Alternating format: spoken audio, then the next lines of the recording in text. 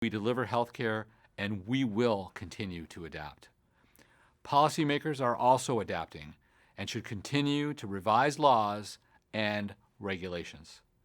Our lives are vastly different today, and we all must do our part to help the healthcare ecosystem meet the needs of patients during this pandemic. Thank you very much. Hi, I'm Dr. Rich Isaacs.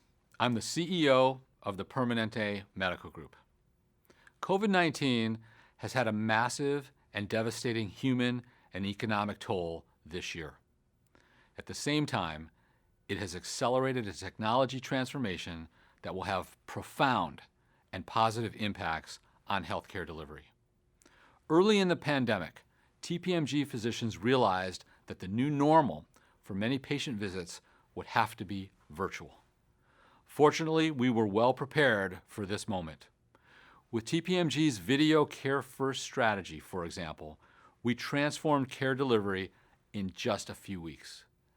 Our physicians have conducted more than 2.5 million video visits this year, compared to approximately 100,000 in all of 2019. The Permanente Medical Groups understand that the future is now. We have changed the way we deliver healthcare, and we will continue to adapt. Policymakers are also adapting and should continue to revise laws and regulations.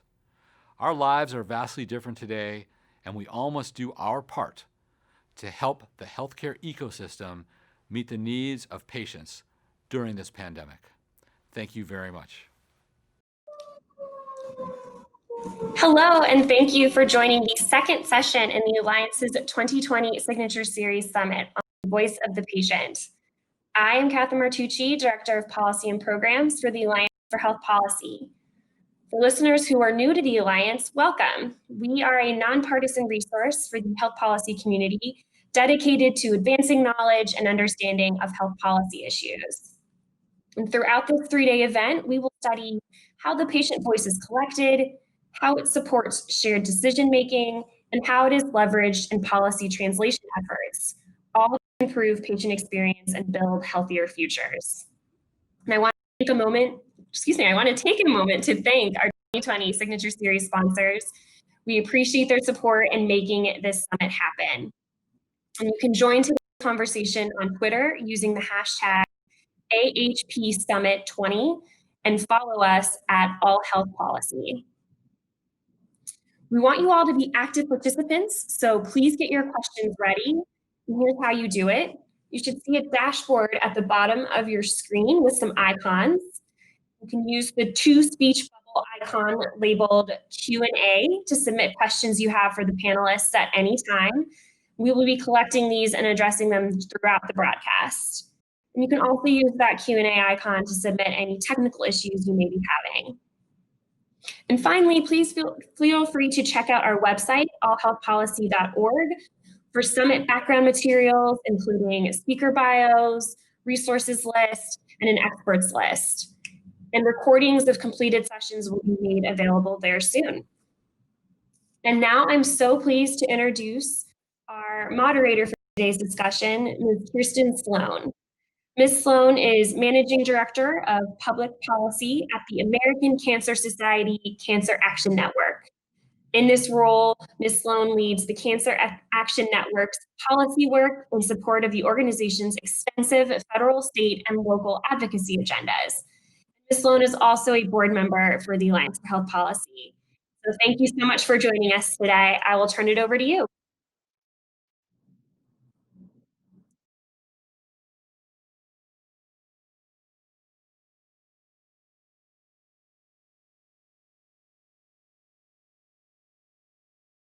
Actively look at shared decision-making from the patient and the caregiver perspective.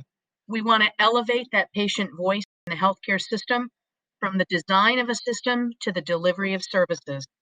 Now, I am really pleased to introduce a very distinguished panel today, and they're going to be answering some questions that we have. So let me start with Karen Lindsay Marshall, who is Director of Advocacy and Engagement for the National Alliance for Caregiving. Elena Tillman, who is an excellent patient advocate with the Camden Coalition Consumer Scholar Program, Mark Hamawicki, who is the Senior Director and General Counsel for the National Center for Complex Health and Social Needs at the Camden Coalition for Healthcare Providers. And finally, well known to all of us, Andrew Emperado, who is the Executive Director of Disability Rights California. Welcome to each of you. We're so glad you could join us today. So we're going to get started with a question for the entire panel. And Karen, I'm going to start with you. And the question is, if you were designing a new healthcare system, and I think that the pandemic right now is making all of us think about how we redesign a healthcare system. If you had that ability to redesign a healthcare system from a patient perspective, what would that new system look like? Everyone. Again, I'm with the National Alliance for Caregiving, where we work to build partnerships in research, advocacy, and innovation to help make life better for family caregivers. So I think I can best answer that question from a perspective that includes the over 53 million family and friend caregivers in the U.S. who support the patient community. And families, patients and their families and their caregivers want to experience their optimal health. So any new system would obviously, from our perspective and from my perspective as both someone who's been a patient, more frequently a family caregiver, have a system that helps support that need. So patients and their families of choice would be empowered in this system as experts in their lived experience. That way they feel empowered to actually be able to participate in decision making. Doesn't necessarily occur to most people that healthcare can be experienced as a participatory experience. They want to see that their quality and cultural and other values are prioritized and have less emphasis and less worry about the cost of the care that they receive. The care that they receive would look and sound like them. They would see people in the healthcare workforce, healthcare professionals reflect the diversity of their communities, and in very practical terms, be able to translate to them, be able to speak to them in their preferred languages, including being able to communicate medical jargon to them in ways that they don't understand, and getting placing the focus more so on family caregivers and what that side of the health team's equation would like to see from this new system. What we've seen is that caregivers who cannot care for themselves may become unavailable to care for others. And caregivers have their own financial, health, and wellness needs, which often begs the question, who will care for the caregivers? Because I think by now, most of us in these types of spaces are aware of the long-term impacts of care strain and burden. So any new system would take that into consideration and be able to provide support such as medication management, education on complex care. Those are the types of things that through our research we've heard that caregivers would like to have more support about so that they can help the people that they care for and make a more effective healthcare system. You are a patient advocate, so I know, have your own experience with the healthcare system, but you often hear from other patients as well. Given that knowledge, how would you redesign the healthcare system? Well, one thing I think I would do is to begin with the practitioners. Oftentimes now the system, it supports the acute care hospitals, but many times families, especially those that I deal with, they don't go in the hospital. Their loved ones have needs that can be taken care of at home, but nobody is supporting them. So organizations such as the one that Karen is part of and the one that I'm part of with is the Los Angeles Caregiver Research Center, they're our support, but we need to have the practitioners part of those organizations so they understand what the families go through, what the families need, and what the families find missing. And as Karen mentioned, the family and the caregivers want their voices to be valued. Oftentimes, practitioners, will say, okay, I've been to medical school, but we are the ones who are there the 24/7, and we're the ones that can really show them what it is our loved ones are saying and come in, and hopefully we come educated so that we don't waste the practitioner's time, but we can give them observations that they can take and incorporate in the care plan that they are going to work with along with the family. And so, but that's what I would really love to see. Terrific. That's a terrific answer. I'm actually going to come back to you with a follow-up that's related to that. But Andy, let me turn to you as a representative of the disabled community. How would you redesign the healthcare system? Well, you know, I used to work for Senator Tom Harkin from Iowa, and one of the things that he used to say, I don't think he made this up, but he used to say that we don't have a healthcare system, we have a sick care system. And what he meant by that is we have a system that's designed around diagnosis and treatment, but it's not always focused on helping people live the best possible lives and avoid unnecessary interactions with the healthcare system. So if I just think about my own personal experience as a young law student, I had my first serious episode of depression, ended up getting diagnosed with bipolar disorder.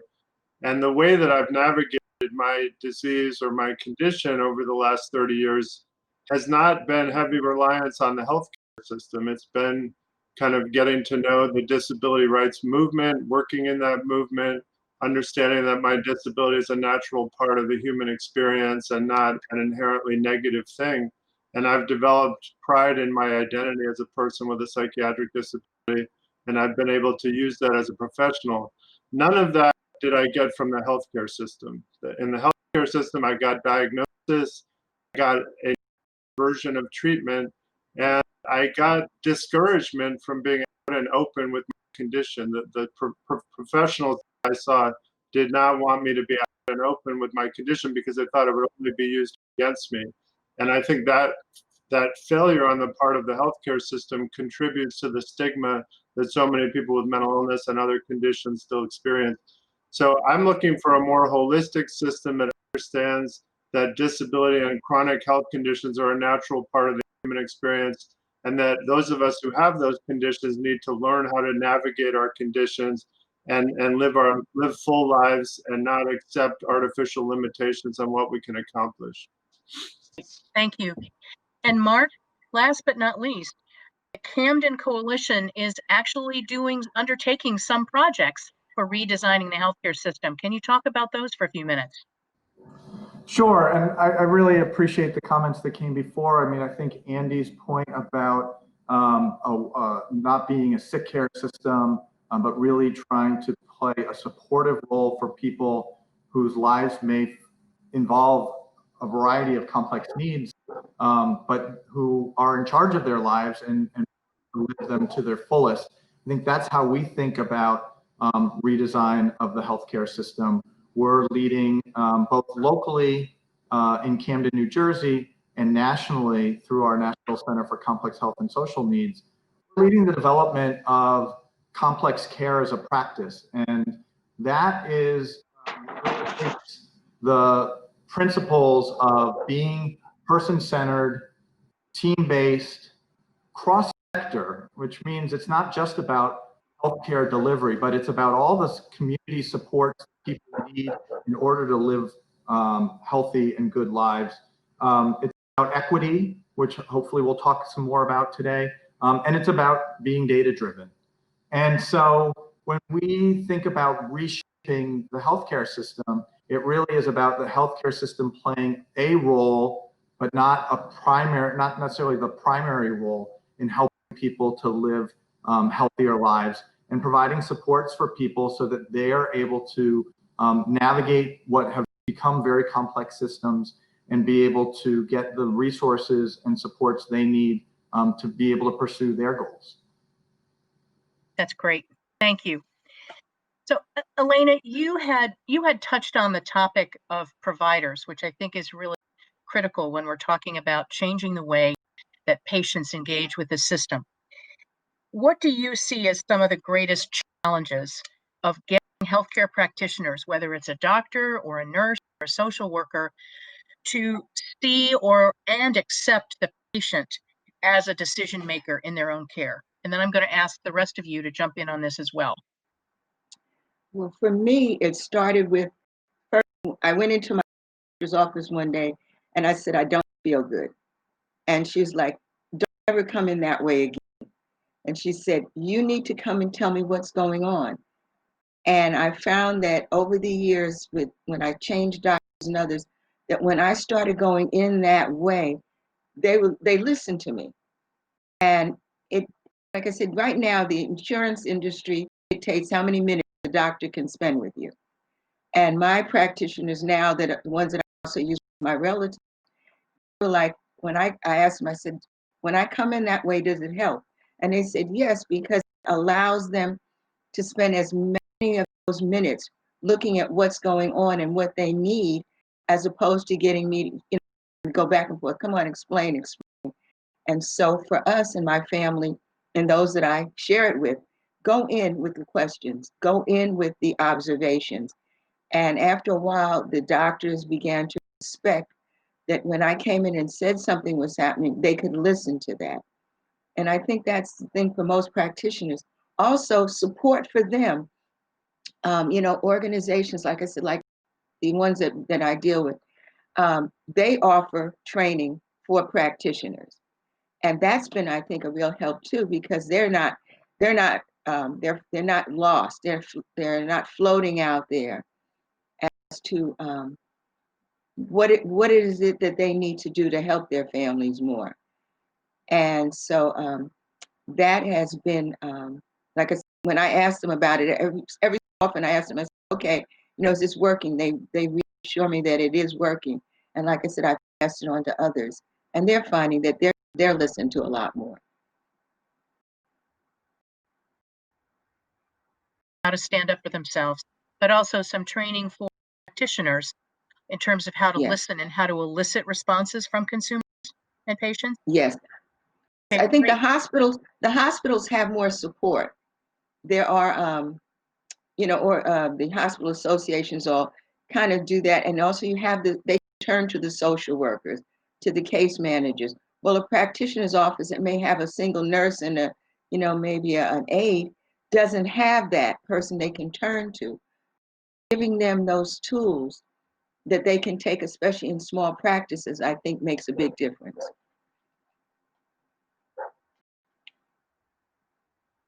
In terms of helping patients direct their care, what are your thoughts on this? I actually echo everything that Elena just said about the need for validation and supports for the lived experience.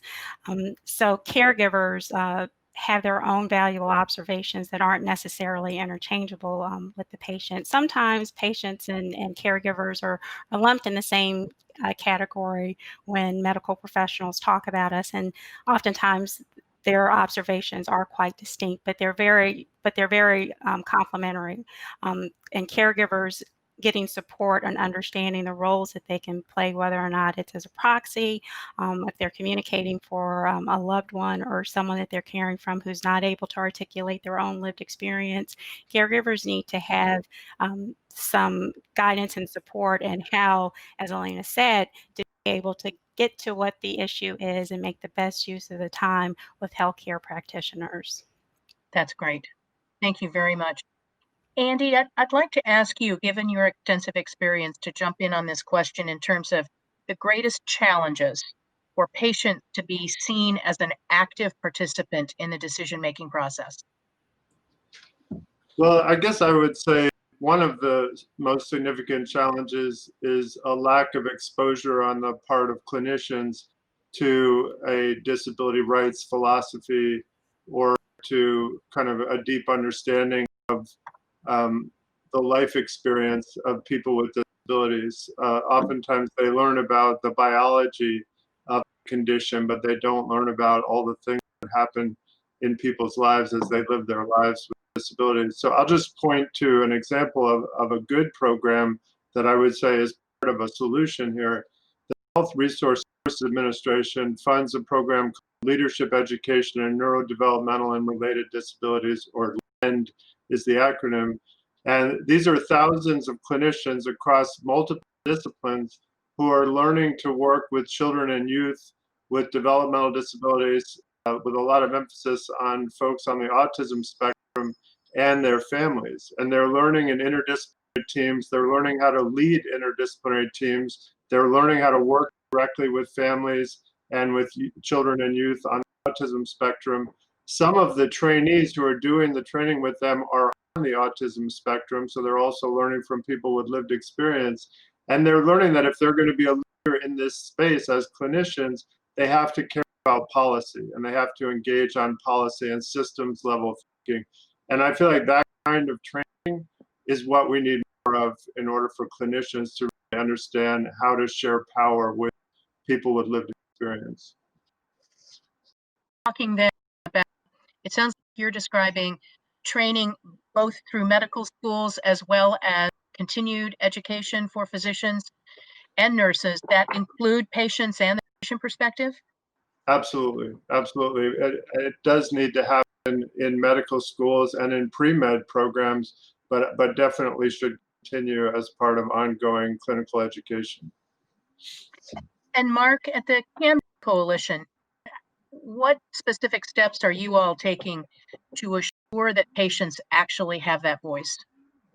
Yeah, so building on a little bit of what Andy just described, and our National Center just went through a process of having an expert committee develop a set of core competencies for the practice of complex care. So these are the knowledge, skills, and abilities that practitioners, from doctors to community health workers and peers, all need to have to deliver quality care to people with complex needs.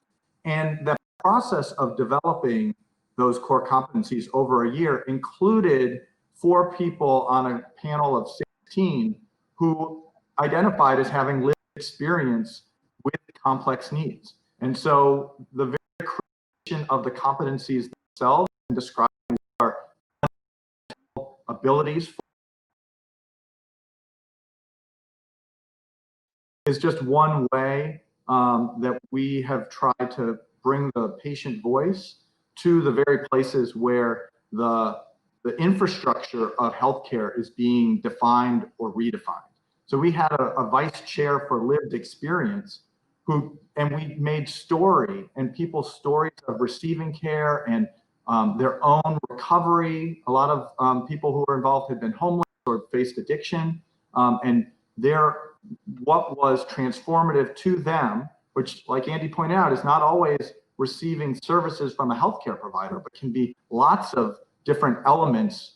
But how can healthcare providers build on or strengthen or make opportunities for people to have those experiences and to get the things that they need? Thank you, Mark. We Kirsten. are starting to get, hold that, Andy, I'm coming right to you. We are starting to get questions from the audience, which is fantastic. Please keep those questions coming. Andy, one of our first questions was for you. Could you clarify your HRSA reference and example? Sure, and then I wanted to make a brief comment on what Mark said. So again, HRSA is the Health Resource Service Administration. They fund a program, the acronym is LEND, L-E-N-D, and it stands for Leadership, Education, Neurodevelopmental and Related Disabilities. They're training OTs, PTs, speech language pathologists, pediatricians, nurses, psychologists, special educators. It's multidisciplinary, and it's a year-long program where they're learning how to be leaders in providing services to children and youth on the autism spectrum or with other developmental disabilities. So it's been going on for a long time, and I think it's a really creative program that we should see more of in training professionals. And then just quickly on Mark's point, I should have mentioned one of the things we need to see more of is more people with lived experience as clinicians. You know, we talk about diversity in the healthcare sector. We talk about disparities in the healthcare sector, but oftentimes when we talk about diversity of clinicians, we don't always talk about disability as one aspect of diversity that can make a clinician better at you know, practice of whatever their clinical discipline is. So just trying to get more of a conversation about disability as part of diversity within the healthcare profession, I think would help also. Great, thank you. So we have a very interesting audience question for all four of you. Do you have examples of how simulations have worked to help clinicians understand the lived patient experience? Training is great, but can only go so far. Wondering if you could share more innovative ways to get to buy-in and awareness with clinicians. Let me throw that out to whoever would like to start. I'll start. And one program that we've run for 6 years now is called the Interprofessional Student Hotspotting Learning Collaborative. Essentially what it is that it's an introduction to complex care for students in health services profession schools. They form interprofessional teams and they follow or work with one or more patients in their local system who have complex needs and are often in frequent contact with the healthcare system over the course of a semester or a year. And they really get to know that person, get to know their story, and help to access resources. They also get to know their colleagues from different professions so they can better understand what it means to be part of a professional team. We're starting to experiment in that program with simulation. We've always had it as real patients and real stories and encounters, but we are learning that through simulation and other methods, there can be a lot of really, it's the art of this practice of really getting to know and understand, speaking respectfully, asking questions, sitting back and listening to people and not just coming in and dominating. You have, I think, 3 lawyers on this panel. We were all taught, the power of our expertise. I know, doctors are often taught, and spend a lot of time learning about their level of expertise. And it takes a certain humility to really go in and be patient-centered, to know that you have that expertise, but to be curious and listen and to understand what it is that your patient wants to hear. And I think that's something that needs to be taught to our younger trainees as they're going through the process. And so I think there are lots of ways to do that. And can this kind of program that you're talking about, can it be replicated?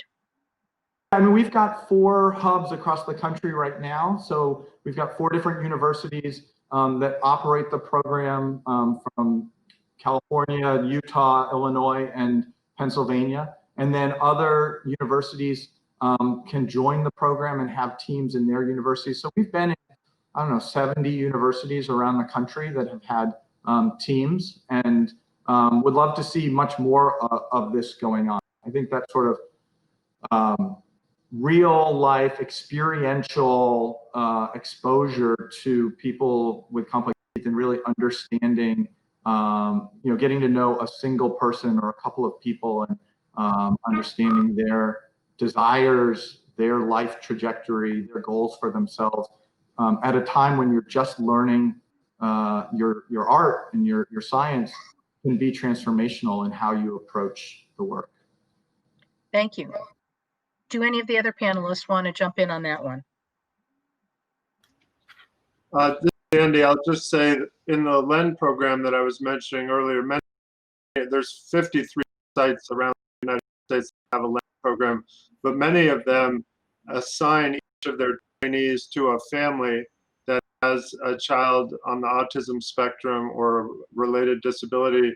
And the kinds of things that they do with that family are not clinical. They'll go with the family to an IEP meeting. They'll go, or an individualized education plan meeting in the context of special education. They'll go with the family to the grocery store and see how the public reacts to the behaviors of the child in the grocery store. They'll go with the family to a hearing if they're fighting, for a Medicaid service for their child. And I think by spending quality time with the family and seeing the way that the broader society interacts with the family and the added stresses that puts on the parents and the family is an important part of their clinical education. Thank you, Andy. So Andy, you touched on this slightly, but this question is really for each one of you.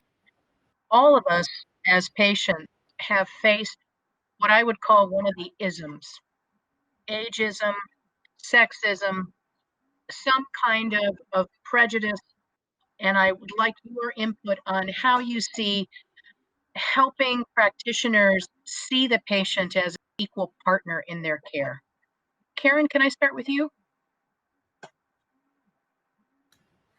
Yes, sorry about that. Had a little trouble unmuting for a second. No worries. Yes, so I've definitely experienced isms firsthand, as you can probably imagine.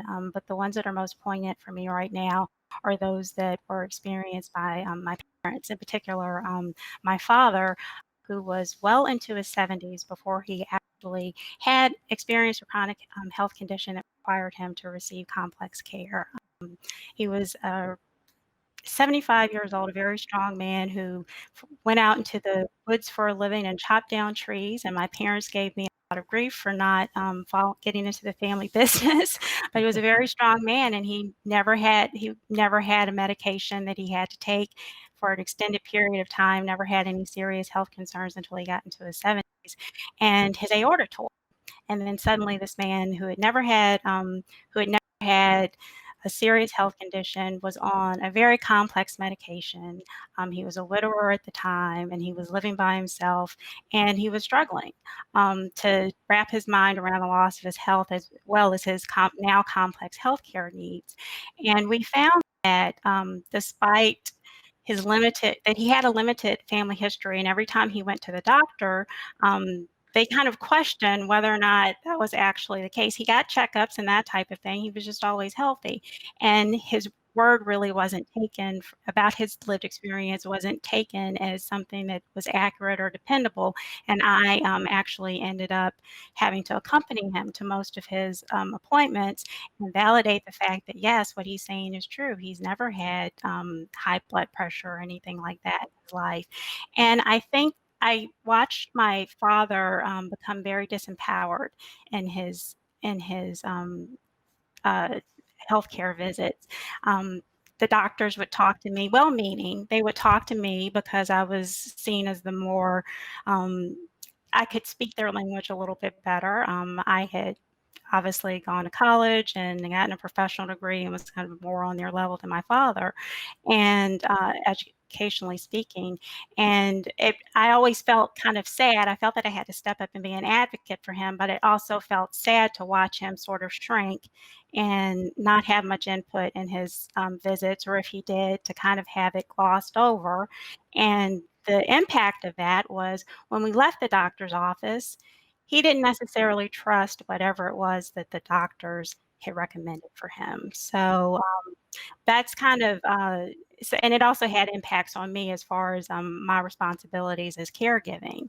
And I would say that it's very important, regardless of race, gender, age, that everyone be treated with respect in terms of their lived experience. And if it's not something that you can't personally identify with, that time needs to be taken. And I know that we're all pressed for time, but if we're going to deliver quality care, that time has to be taken to at least try to get some understanding of the perspective. And if there is a caregiver or someone who can be a conduit to understanding it, not to forget that the patient does deserve respect, and the patient cannot be left out of the experience. They must remain engaged. Thank you, Karen. Andy, Mark, Elena, anything to I add? think that it goes back again to what I was saying about educating the clinicians. Several years ago, I was part of a group with the American Diabetes Association, and they had a pastoral care program that they reached out to, in this case, was the Black churches, and then they had another committee for the Latino churches. Well, they realized that the church was a very important part in those cultures. And so they started engaging pastors and priests to be part of the ADA, to be part of the programs, and to expose the community to things that were out there that took into consideration the culture and the beliefs of the patients. And they right now haven't been doing it as much, but I really saw that I think that it helped, because then pastors who may not have been part of it were engaging with other pastors. And after a while, you could see that they were kind of taking it into heart that maybe we need to listen more to where these people are from, what the perspective they're coming from, and not necessarily that medical side. To not say to an African American family, sorry, you can't have macaroni and cheese, when that was, say, on every plate or every meal. And so they started reaching out, finding ways, how do we help within the constraints of what they believe to show them what they need to do for their health. And it's really, I think, made a difference. On something really important here. Do clinicians need a different kind of training than they're getting right now to deal with patients? And what kind of training do we need to give to patients? And who should do that who should do that training to empower them? I think for the clinicians, it has to be just their willingness to go out, to reach out to, if they have a minority, that most of their patients are minority, to find the church or some group in that community that can help them to understand. And like I said, it's that willingness that's going to make the difference.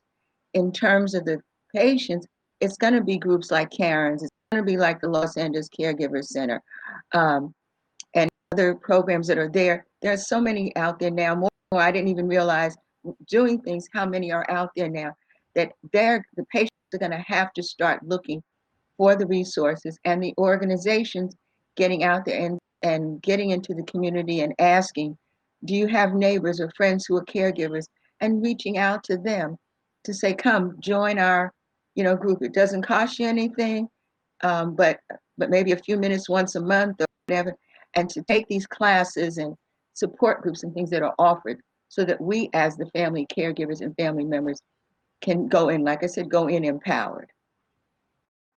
So you're you're thinking both a systematic approach, but also a local kind of a voluntary community approach as well? Yes, very much so.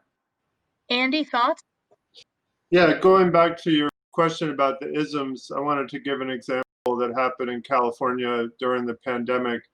In my experience, ageism and ableism, or discrimination on the basis of disability status, are often intertwined. And an example of how that played out in California during the pandemic is the California Department of Public Health came out with some draft standards that they call crisis standards of care. And these were standards that were supposed to be used in a surge where we had limited access to ventilators or other scarce medical equipment. How would we make decisions about who was going to get that access? And the original standards that they came out with, which were developed primarily by clinicians without any input from the disability community or people with lived experience, were ageist and ableist. They basically were enabling discrimination on the basis of disability status and age when you're trying to decide who gets a ventilator. So instead of just saying, is it going to save their life? They were asking the question, is this a life that's worth saving? And the ways that they determined that had built-in assumptions based on the quality of life or the value of a life of somebody with a disability, chronic healthcare condition, or somebody after a certain age. And we pointed out that it was discriminatory. We threatened to take them to court over it or file a complaint with the Office of Civil Rights of the Department of Health and Human Services. And to their credit, they sat down with us and worked out standards that we felt were dramatically improved. But I just point to that as an example. You need people with lived experience at the table when you're trying to make hard decisions about healthcare. And the fact that a state like California had to be told that is a sign that we still have a lot of work to do. And you raised a number of really important points, one of which is reaching out to other organizations. How many of you and your organizations partner with physician groups and other patient advocates in putting together standards or principles around patient engagement? So just real quick to follow up on the example I just gave, we found a clinician at Stanford who agreed with us that the draft standards from the Department of Public Health were not helpful. And we ended up finding a bunch of clinicians who agreed with us. And that's how we were able to turn change the minds of the California Department of Public Health. It was helpful for us to have clinicians that agreed with us from a science standpoint. There was a better way to make these determinations, and the ones that had been drafted were not science-based and were not justifiable. So that's an example where we created a partnership on the fly, but obviously it's good to have those as long-term partnerships. Mark, how often do you all work with others? Yeah, so I mean, just to build on what Andy said, I mean, I think it's got to become the norm that you have patients or people with lived experience on these sort of system level bodies, make part of the conversation. So it shouldn't be a decision is made and then objected to by a disability rights group, but that there's actually representatives of the disability rights group in the room making the decision in the first place, part of that conversation. And so whether that is in Medicaid advisory committees or governors advisory committees or health system boards of directors or quality committees, there needs to be more spaces for people with lived experience at those tables making those decisions. We've been doing that at the Camden Coalition. On our board of directors, we have multiple people who are former clients or members of the community with lived experience. On our National Advisory Committee, we have multiple people who have lived experience. And we've learned sort of from trial and error ways to make that more successful. So often you need to make sure that you are supporting those folks. They don't always know all the lingo that people in healthcare speak. And so it forces you to be more intentional about the language that you use. You need to think about their time and can they make the meetings at the times we hold them? Do they need transportation, compensation for participating in bodies like that? I think there's a host of ways to really make it easy for people with lived experience to participate in those sorts of bodies, which is essential because not only do they bring perspectives and ideas that the rest of us might not have, but being part of the conversation, they hold us accountable to our ultimate ends, which is to improving their lives. And so the conversations we have with patients in the room can actually be different than if they're excluded. And I think in meaningful and valuable ways. Thank you, Mark. I want to switch gears just slightly. We're entering our 9th month of this pandemic, and we are all learning what is good about the healthcare system and where the gaps are. We're seeing some innovations crop up in the healthcare system, and we're seeing some serious gaps in coverage and access, particularly in communities where there are health equity problems. So let me pose this question to you. How would you, from a patient advocate perspective, engage consumers who currently live in underserved communities more actively in their care?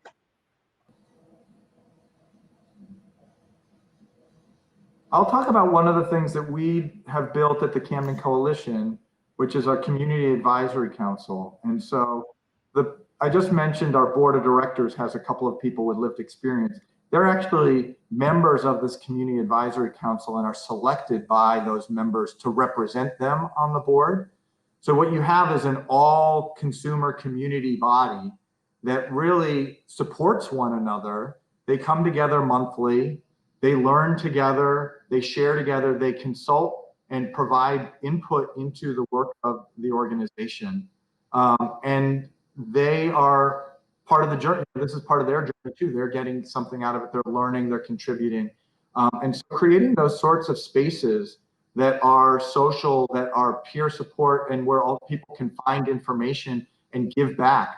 Those are all elements that really resonate with our patients and things that they want to get from life when they're in a position to be able to give. They want those opportunities. So having those bodies can be really essential to represent a much broader set of perspectives of people with lived experience. Like was said earlier, there's not just one sort of persona of a person with lived experience. Like each person that has been a patient comes with all their other elements of who they are as a person. And so we don't want to make the mistake of just assuming, oh, this one person represents all people who are patients of this kind.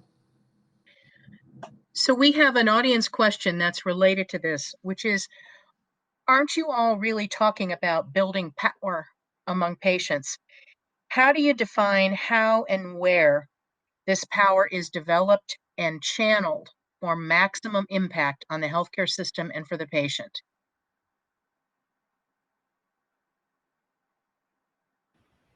Actually, would you mind repeating the question? I know the audio was garbled. Thank you. Sure. So the audience question is, aren't we talking about building power among patients? How do we define what that power is and how to develop it and channel it for the maximum impact? Well, I'm happy to go first. I love the question. I would argue that it's hard to build power around the word patient. The word patient is not a power word. So I think part of it is being clear. We're trying to build power in the community to hold the healthcare system accountable. And that starts by helping the community understand that they can build power and have an impact on the system. They can get engaged in the policy-making process with their elected officials and change the laws that affect how healthcare is delivered in their community. They can serve on boards and advisory committees as a way of building power, and they can find the clinicians that have natural connections to the community and want to be strong advocates for those community voices. So what I love about the question is I do think building power ultimately is the answer to most of the problems that we face as people with disabilities or people with chronic health conditions. We have to take kind of an organizer, a community organizer approach, and it starts with listening to people who are the closest to the problem and listening to what they care about the most and trying to address that, and then trying to get decision makers in the healthcare system to pay attention to those voices. The question was asked earlier, what can we do during the pandemic to build stronger partnerships in the community? And I think one of the most important things we can do is listen to the people that are experiencing the most pain and understand what are their pain points. Many of them will not be clinical, and then trying to figure out holistic solutions to their pain points so that they can experience less pain and so that the whole system can be more accountable and function better as we get through this crisis. If I could jump in, I agree with so much of actually all of what Andy just said. And what I would add to that is that when we're thinking about power, obviously we circle back to that topic of equity, and you can think of equity in terms of specific populations and specific communities, and you can also think about equity in terms of the patient and the family's position with respect to the healthcare system. And it's really not one of power. As I was saying earlier, people don't necessarily understand the possibility of healthcare as a participatory experience.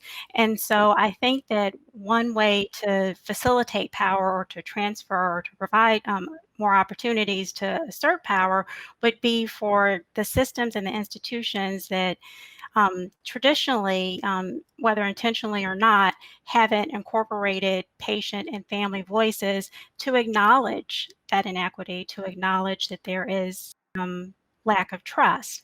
And change doesn't happen by identifying an issue and just staying there. And I know that that can be a difficult place to stay when you're talking about potentially contributing to the, or at least not helping to move past disempowerment of a particular group. But once that inequity and once that lack of power is acknowledged, then we can begin to move forward and build a type of trust where patients and caregivers see that they have a space in this system and they can carve out a bigger space for themselves.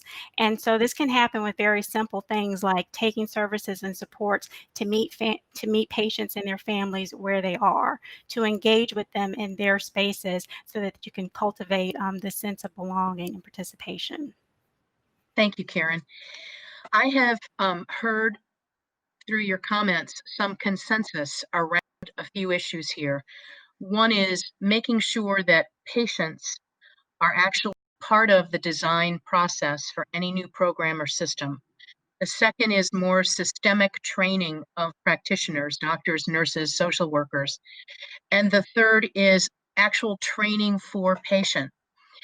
Let me ask you, are there other policies and programs that you've identified that could move us closer towards more activist patients?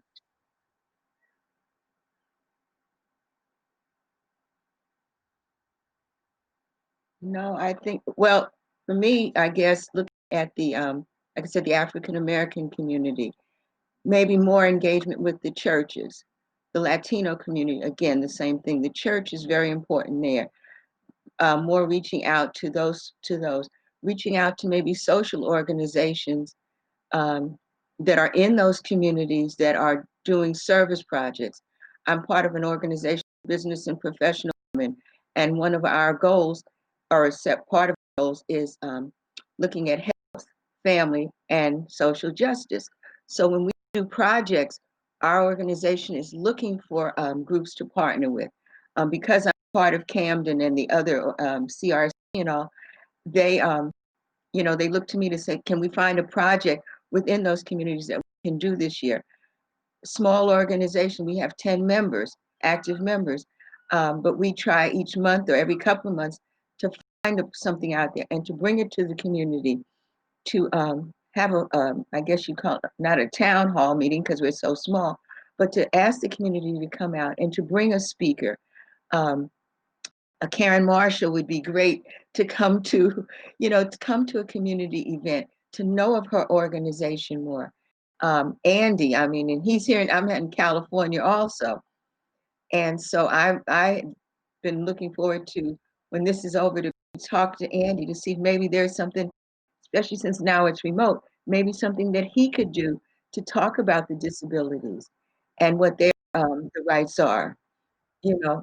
And so things like that on the small level start. And then you've got the Camden on the other end. So they're working from one end and we're working from the other. And at some point, I think we'll meet in the middle. That's terrific. Thank you. Andy, quick thought? Yeah, we just passed a bill in California that was signed by the governor that starts a process to create an opportunity to reimburse peers in the mental health system for providing care and support for patients in the mental health system. And I feel like there's a much broader opportunity for the healthcare profession to recognize the role of people with lived experience as healers, as guides, as peer support for people that are dealing with a diagnosis and trying to kind of recover from a diagnosis and recover from symptoms.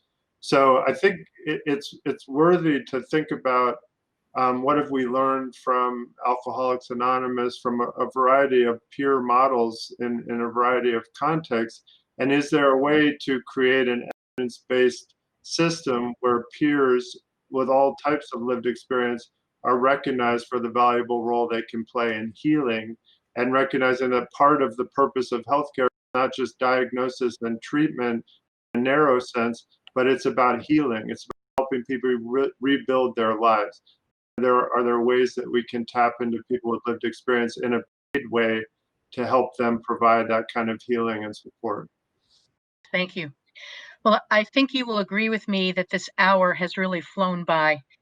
And I want to thank this extraordinary panel and also thank the audience. But before we part, we're going to do a quick lightning round. Everybody gets 1 minute to make a final statement, to make the final point that you've been burning to talk about.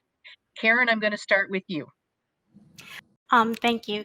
So I would just like to say that all of the resources and all the opportunities for dialogue and providing supports and services that have been offered by the other panelists are great examples of where to meet patients and families where they are, whether it be faith-based communities, community groups, support groups that they're involved with that aren't necessarily healthcare related, local recreation centers and libraries. These are places where outreach can make a big difference and can really begin to engage patients and their caregivers. And I would also add that we and the Veterans Administration, for instance, have produced patient and caregiver journey maps that can help understand key activation points in the lived experience, critical points where education and resources and engagement are vital, like diagnosis, admission, and discharge. So I would advise people and suggest to people that they take a look at those caregiver journey maps and look for opportunities to be able to engage and understand the lived experience. Thank you, Karen. Mark. Yeah, thank you, Kirsten. This has been a great conversation. I think back to your opening question about redesigning the healthcare system, and we've talked a lot today about how to do that. And it really does require change from all of us. And one of the things that I think we need to see is people with lived experience talking in environments like this one and in other sort of places of power. And so one of the things that we recently did just this week was to launch a new speakers bureau for our consumer scholars and other people with lived experience to be available to go and speak at conferences, speak at grand rounds, be part of advisory committees, share their lived experience, share their knowledge with others in hopes of inspiring them to take on similar types of principles and goals of building that voice of lived experience in their own local community. So we're calling it Amplify because it's amplifying the voices of people with lived experience, and it's available to folks who want to bring in trained expert speakers with lived experience to talk about their lives. And it's on our website at complex.care, and would love for people to take advantage of that opportunity. Yes, and I want to thank Mark for bringing that up. And I am actually one of the members of that Speakers Bureau. And I thank Camden for giving me that opportunity to be able to be part of events such as this and others. And that, that they definitely go to that. And people in the audience, if you have lived experience, you know, maybe you need to start talking to your community, not so much as the clinician, but as that person with the lived experience, and reach out to organizations like Camden and Caregiver Resource Center here in California and Karen's organization, and offering your expertise. And you would have a double expertise then to, you know, to even offer. Thank you, Elena.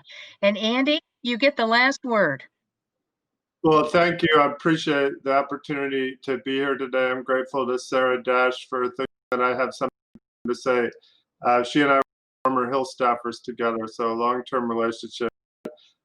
I'll close by saying that I think the training of clinicians often has built-in ableism, and one of the things that clinicians need to learn to do is unlearn their ableism. And the best way to do that is to talk to people with disabilities who are part of the disability rights movement. And I guess my ultimate goal for clinicians who are working with people with complex healthcare needs, all of whom are protected by the Americans with Disabilities, is that the clinicians themselves start to see themselves as part of a disability rights movement and recognize that by supporting disability rights, they're helping to empower the folks that they're serving in a clinical setting. Elaine and Mike and Karen, thank you for being such a terrific panel. Catherine, we're turning it back to you. Thank you, and echoing Kirsten, thanks for having you all join us. What a great way to kick off our summit. And thanks, Amy. I thought I was unmuted.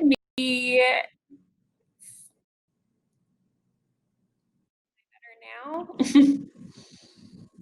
Okay, perfect. Just wanted to say thanks, everyone. Want to make sure that you all fill out the brief evaluation survey that you'll receive immediately after the broadcast ends, as via email later today. We truly value your feedback. And we hope that you join us again tomorrow and Thursday. Great panel of events the rest of the week.